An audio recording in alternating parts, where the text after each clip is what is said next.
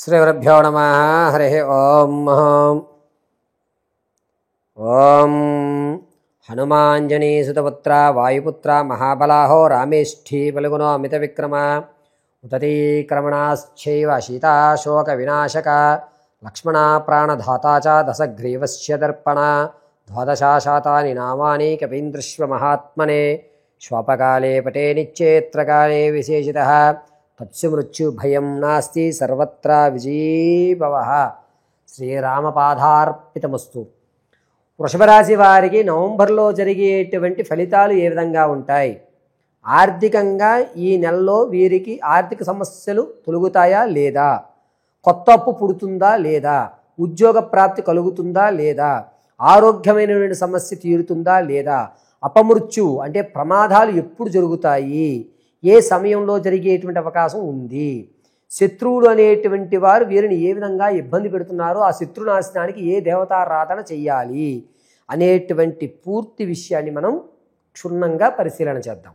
అయితే వృషభ రాశి వారు కృత్తికా నక్షత్ర 2, 3, 4 పాదాలు, అదేవిధంగా రోహిణీ నక్షత్ర 4 పాదాలు, మృగశిర నక్షత్ర 1, 2 పాదాలు వారు వృషభ రాశిలోకి విచ్చేస్తారు. వృషభ రాశిలో వారు నవంబర్ నెలలో వీరి యొక్క లక్షణాలు ఏ విధంగా ఉంటాయి అంటే, వీరి ఆలోచన ధోరణ మారిపోతుంది, పూర్తిగా వైవిధ్యంగా వేదాంతపరంగా ఉంటుంది. ఇదేమిటిది, ఇప్పటి వరకు బాగానే ఉండేవాడు, ఉన్నట్టుండి ఒక్కసారిగా దైవ సంబంధితమైనటువంటి విషయంగా ఏదో ఒక పెద్ద గురువుగారిలా మాట్లాడుతున్నాడే అనేటువంటి సందేహం అందరికీ కలుగుతుంది. సమస్యని విభిన్నమైనటువంటి కోణాల్లో చూస్తూ భగవంతుడి అనుగ్రహం దీనికి తోడైతే నేను ఎక్కడి వరకన్నా వెళ్ళగలుగుతాను అనే ఒక నమ్మకాన్ని వృషభరాశి వారు ఈ నెలలో కలిగి ఉంటారు.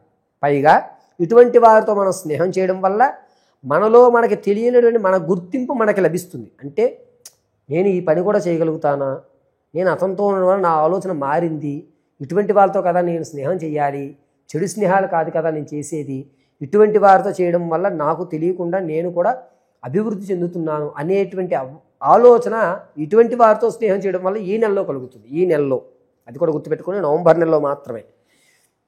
వృషభ రాశి వారి యొక్క ఫలితాలు నవంబర్లో ఏ విధంగా ఉంటాయి అంటే,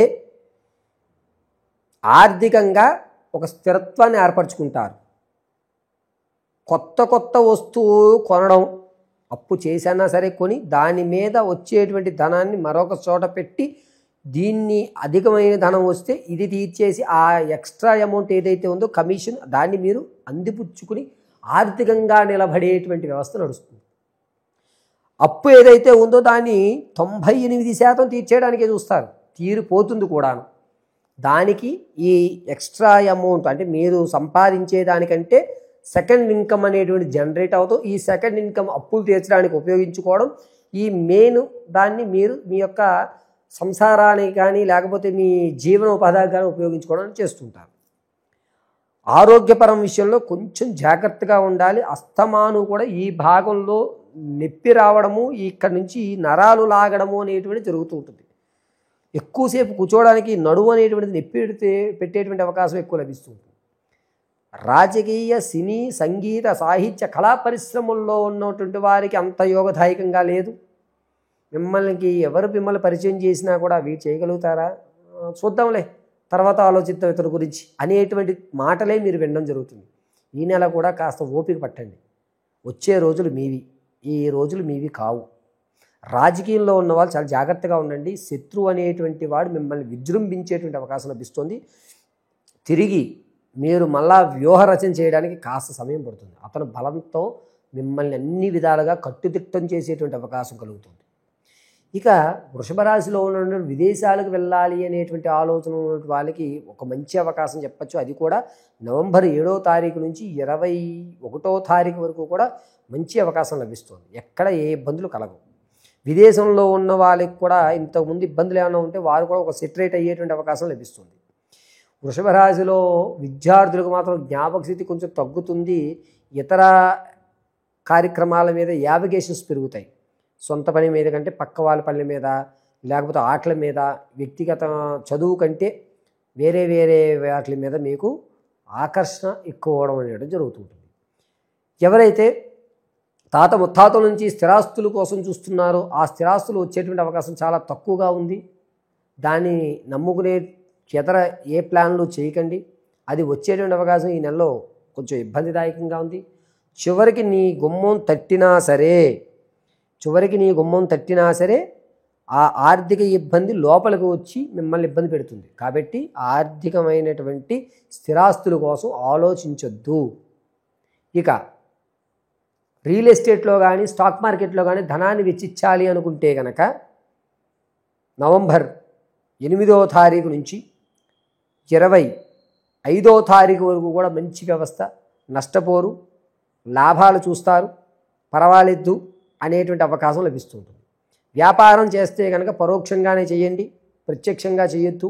మీరు పరోక్షంగా చేయవలసిన రంగాలు: 1 శీతల పానీయాలు, 2 ఈ గ్రాసరీ ఐటమ్ సంబంధించి ఫుడ్కి సంబంధించి, 3 కోళ్ళ పరిశ్రమ, 4 జీడిపప్పు కిస్మిస్ లాంటి డ్రై ఫ్రూట్స్ ఏవైతే ఉన్నాయో వీటికి సంబంధించి ఈ 4 వ్యవస్థలు కూడా వృషభ రాశి వారికి కలిసి వచ్చేటువంటి అవకాశం. అది కూడా పరోక్షంగానే, ప్రత్యక్షంగా కాదు. ఇక ఇంతకుముందు మీరు విడిచిపెట్టినటువంటి బంధాలు ఏవైతే ఉన్నాయో అవి మళ్ళా తిరిగి అతుక్కుని ఆ బంధాన్ని కొనసాగించేటువంటి అవకాశం లభిస్తుంది. వృషభ రాశి వారికి మీ స్థిరాస్తి ఏదైతే ఉందో దాన్ని చేజార్చుకునేటువంటి అవకాశం ఎక్కువ లభిస్తూ ఉంటుంది. పైగా మీరు ఎవరి మాట వినకపోవడం, మీ సొంత నిర్ణయం తీసుకోవడం వల్ల స్థిరాస్తిని చేజార్చుకునేటువంటి అవకాశం వృషభ రాశి వారికి లభిస్తూ ఉంటుంది. ఆడవారు ధనం విషయంలో చాలా జాగ్రత్తగా ఉండాలి. మీ చేతిలో ధనాన్ని దొంగల పాలయ్యేటువంటి అవకాశం, అది బంగారు వస్తువు కానీ ధనం కానీ ఏదన్నా సరే మిమ్మల్ని మభ్యపెట్టి మీ చేతిలో ఉన్నటువంటి ధనాన్ని తస్కరించేటువంటి అవకాశం లభిస్తుంది. అంతేకాకుండా కుటుంబ ఆనందకేళి వివాహ శుభకార్యక్రమాల్లో మీకంటూ చిన్న చూపు చూడటం, ఏం లేదు అనేటువంటి మాట రావడం, దీంతో మీ మనసు చివుక్కుమండం అనేటువంటి జరుగుతుంటాయి. సంతానం కొరకు ఎవరైతే చూస్తున్నారో వారికి సంతానం కలిగేటువంటి అవకాశం చాలా తక్కువగా ఉంది. ఈ నెలలో సంతాన ప్లానింగ్లు ఏవైతే ఉన్నాయో దాన్ని వాయిదా వేసుకోవడం మంచిది. ప్రసవానికి ఎవరైతే ఉన్నారో వారు పుత్రికా సంతానాన్ని కలిగేటువంటి అవకాశం లభిస్తుంది. అది కూడా మంచి సమయంలో పుట్టడం, తల్లిదండ్రులకి కలిసి వచ్చేటువంటి శిశు జననం అయితే జరుగుతుంది.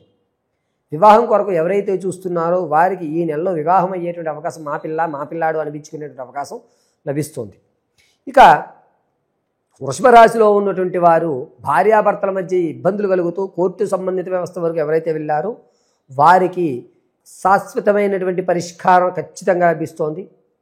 దీనివల్ల బంధాలు దూరమై ఎవరు బతుకులు వారు బతుకుతూ ఆనందంగా ఉండేటువంటి అవకాశం లభిస్తుంది. ఎప్పుడూ కూడా నిత్యపోరు అనేటువంటి తెగదింపులయ్యి ఒక కొలిక్కి వచ్చేటువంటి అవకాశం లభిస్తుంది.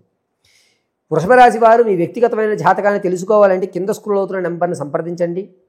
వివాహం అయితేనే, ఉద్యోగం అయితేనే, రాజకీయాలు అయితేనే, అదేవిధంగా మీరు అనుకున్న గోల్కి వెళ్ళడానికి ఇబ్బందులు కలుగుతున్నాయంటే ఆ ఇబ్బందులు తొలగడానికి చేసేటువంటి పనులు ఏమి చేయాలి అనేటువంటి విషయాన్ని ఖచ్చితంగా మీకు తెలియజేయడం జరుగుతుంది.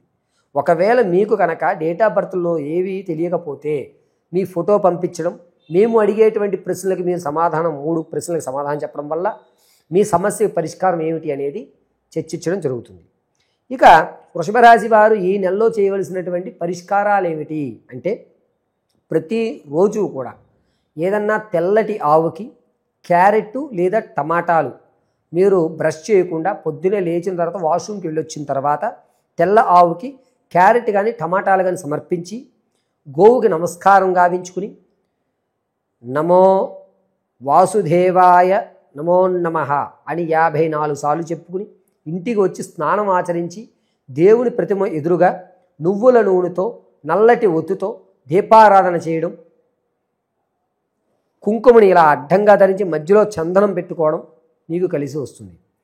ఈ వృషభ రాశి వారిని నవంబర్ నెలంతా కూడా నారాయణుడు సర్వదా రక్షిస్తూ ఉంటాడు. నిత్యము కూడా నమో నారాయణాయ నమః అనేటువంటి మంత్రం కానీ, జగన్నాథాయ నమః అనేటువంటి మంత్రం కానీ చెప్పుకోవడం చాలా మంచిది. పరమేశ్వరార్పితమస్తు.